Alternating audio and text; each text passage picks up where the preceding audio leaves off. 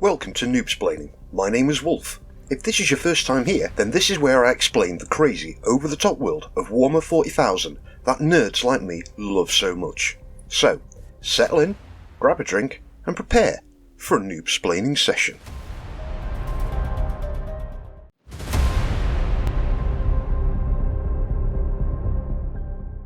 Hello everyone, and welcome to this week's Combat Patrol review. Now first of all I want to apologise. I am coming off the back end of a cold, so I may sound a bit nasally. Anyway, this week I'm going to be going for the Blood Angels. Yes, I know that's 3 Space Marine chapters in a row, but nearly half of the Combat Patrol boxes are Space Marines. So, as always, there'll be a little bit of lore, what's in the box, how to use it, and what I think you should get next.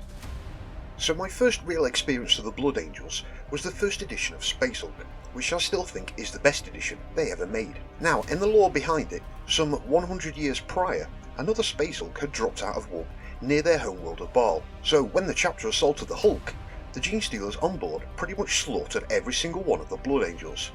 It took the lazy bastards 100 years to rebuild their strength, and lo and behold, just as they did, another Space Hulk has dropped out of the warp, and the Blood Angels need to reclaim their honour after their disgraceful defeat aboard the last one. Quite frankly, I think they should have sent a more capable chapter, but hey. And also, this is no longer canon, as the game is no longer an officially supported one from Games Workshop. Fun fact though, the tactics that the Blood Angels developed from this is the tactics used by pretty much every chapter's Terminator squads to this day. 5-man squad with a single heavy weapon. Just think, that's tactics being used by everyone that were not developed by the Ultramarines Codex Astartes book. The Blood Angels are often described as the noble descendants of their Primarch Sanguinius, who was often called the Angel due to the fact he had wings, and apparently was pretty good looking. Now, one of the most popular chapters on the tabletop, and also one of the most celebrated in-game, whose heroic victories are spoke of by many throughout the entire Imperium. Noble, brave, honourable, and angelic are words that are often used to describe them, as most of the Blood Angels end up with pale skin and blonde hair. But frankly, it's all bullshit. Just like all Space Marines, the Blood Angels are xenophobic, psychotic killers, and the Blood Angels love nothing more than to get stuck in with a chainsword. In combat, they continually border on the edge of becoming frenzied berserkers, and prior to the heresy were getting a real bad reputation that was close to that of the World Eaters and Space Wolves for being hyper-violent, even for Space Marine standards. Now, you have to remember that the World Eaters were genetically built to be absolutely fucking brutal, and were given the task of bringing those who were most vocal about not joining the Imperium into becoming not vocal for, well, ever. The Space Wolves were also genetically built to be Emperor Chris's personal executioners, and were often given the dirtiest of jobs, which they would do without complaining, or sent in when a population rebelled to make the Legion that first captured the planet look bad, so they would step up their compliance game. The Blood Angels were meant to be neither of these.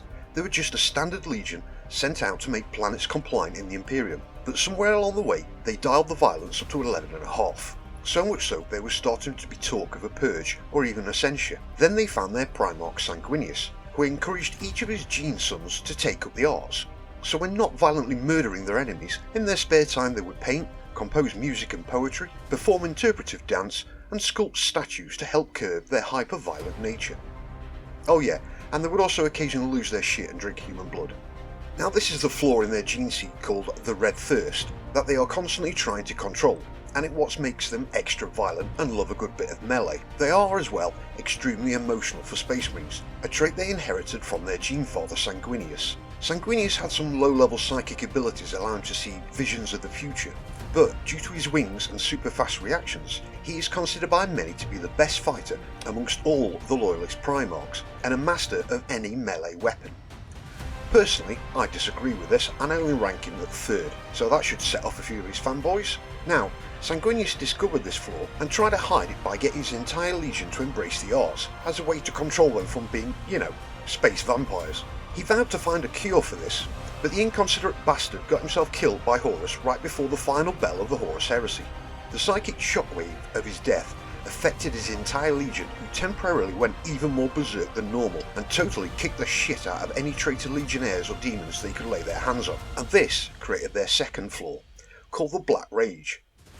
Occasionally, if a Blood Angel dials the violence up to 12, they will fall to the Black Rage, which is where they think they are Sanguinius and everyone is Horus, and they turn into literal berserkers that when not on the battlefield have to be segregated from the other Marines and sometimes even sedated, and they're all formed into what is known as a death company. Once you've fallen to the Black Rage, there is no coming back, unless of course you're a super powerful Blood Angel psycho called Mephiston with more plot armour than the fucking Millennium Falcon.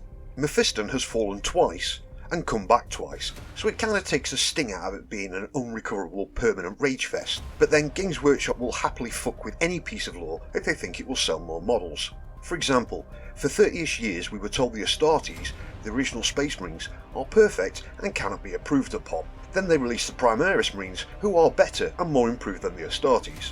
Anyway, that's by the by. The Blood Angels, they have a very dead Primarch for the time being. He's on his way back, I guarantee it. A thirst for blood, occasionally go super fucking Saiyan Berserker mode and stay that way, and I've probably seen more action than most other chapters put together. With the Eye of Terror now becoming a tear in the whole galaxy, the Blood Angels chapter master Dante is the de facto ruler of the east side of the tear.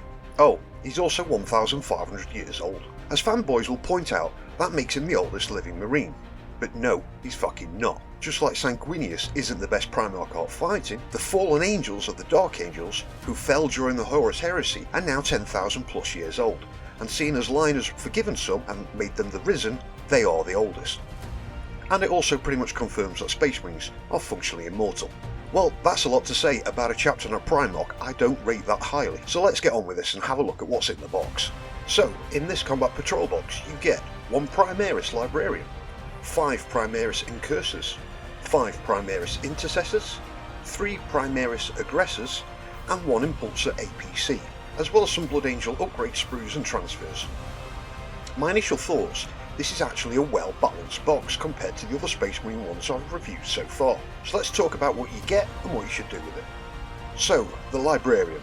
Now most Space Marine characters are way better in melee than they are at ranged, and while no slouch at range due to having the Smite psychic ability, it's pretty much a unit in melee as well. In fact, it's pretty much just as good at ranged as it is in melee, but I would say the melee just about takes it, so get into the enemy's face as soon as possible, but shoot things up with its Force Lightning while on the way to the fight. It does also get a few special rules, so if it's leading a unit, that unit gets a 4+ Feel No Pain against Psychic Attack, which stops mortal wounds, or you can have a 4+ Invulnerable save against everything else, but that doesn't stop mortal wounds. Interestingly, it only gets those abilities when leading a unit, but when on its own it's classed as a unit, therefore leading itself. Not the best wording and could be confused, but yes, it does always get those abilities. Not the toughest or the most beast in melee combat of all Space Marine characters, but definitely no slouch either. Next we have the Incursors.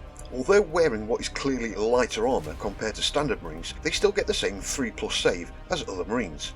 They do also have the keyword Scout 6 inch, which means once both sides are set up, you can move them 6 inches forward before the game starts properly.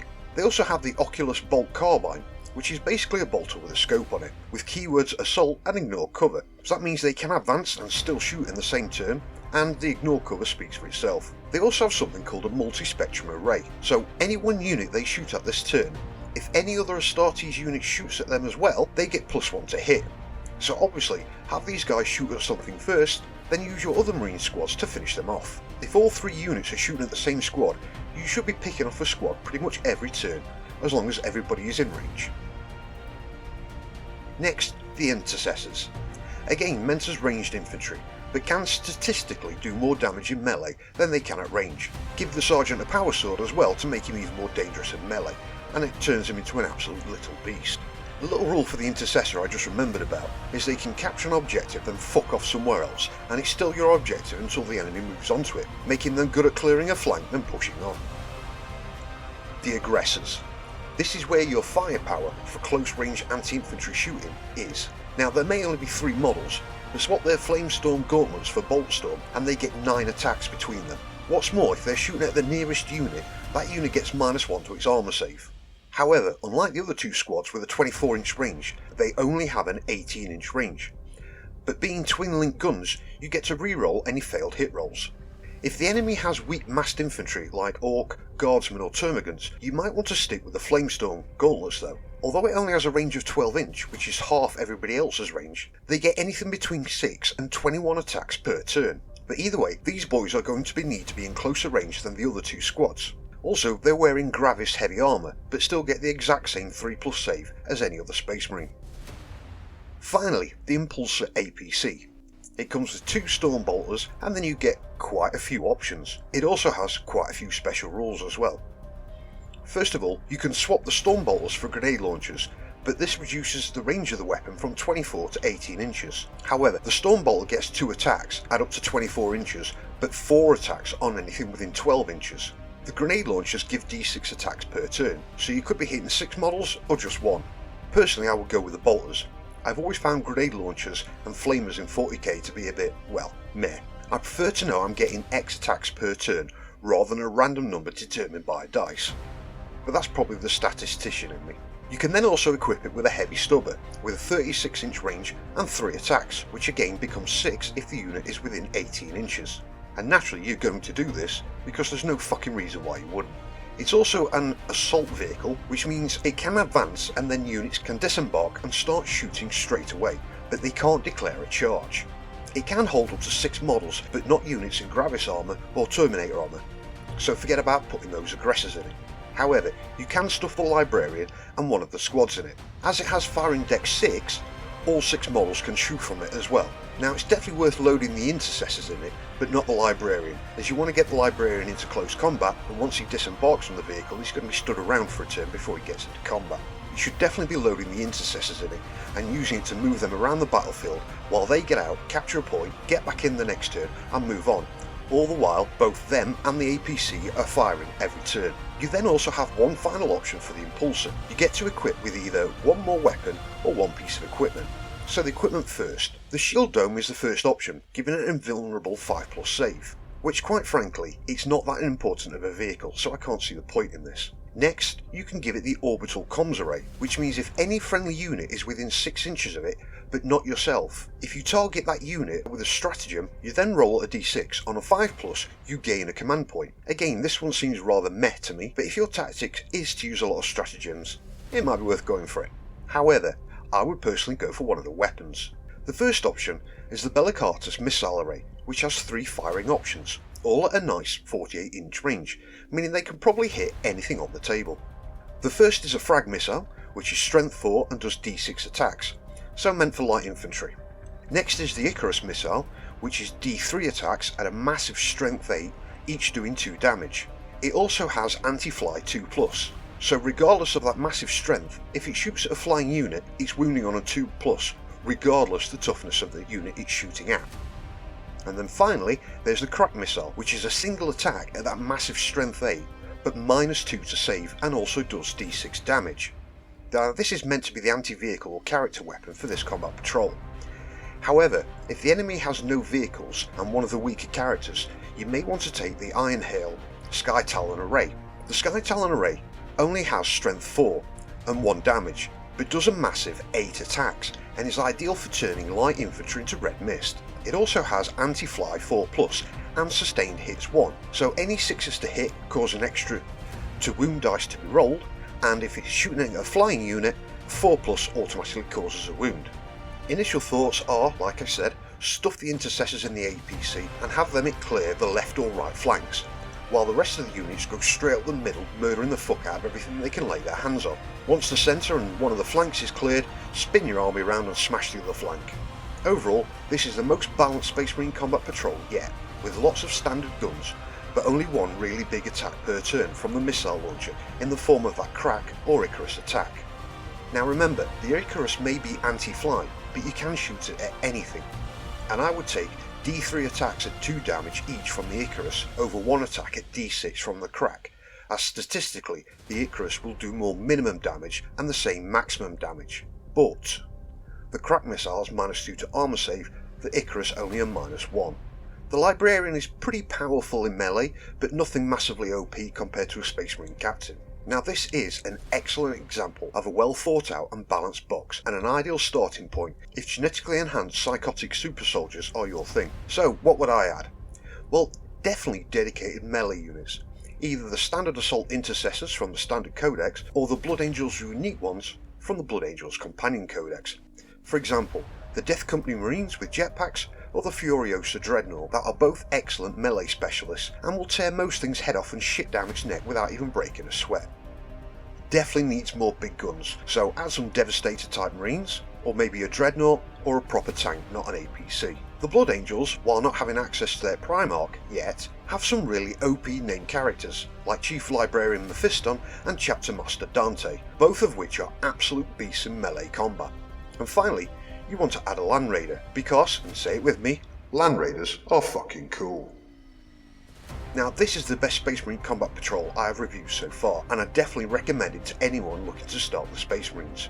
Remember, you don't have to use the Blood Angel Great Sprue, and even if you do, you can pretend this week they're a different chapter like the Dark Angels or the Ultramarines. Just make sure you make it clear to your opponent what chapter they are cosplaying as this week, at the start of the game, otherwise your opponent will look at the colour of the armour and make an assumption. In fact, it was even pointed out in the Codex that you can paint your Marines in any colour you want and use any of the specific chapter rules for them, but obviously only one chapter at a time. That way you can try out all the chapters till you find one you really like. The Blood Angels, like all Space Marines, are really good at both ranged and melee combat, but the Blood Angels specific units definitely favour more melee than ranged, so if you're going to play as Blood Angels, remember, turn up that hyper-violence to 12 and get stuck in. To say that the Blood Angels are not even in my top 5 of Space Marine favourites, this is certainly becoming one long video, so I think it's time for me to bugger off. Now this will be the last video of the year, so Happy New Year everyone, and I'll see you in 2024, where I plan to kick things off with a couple of lore vids before coming back to this Combat Patrol series. But then, plans do change. Anyway, all the best everyone, and Happy New Year.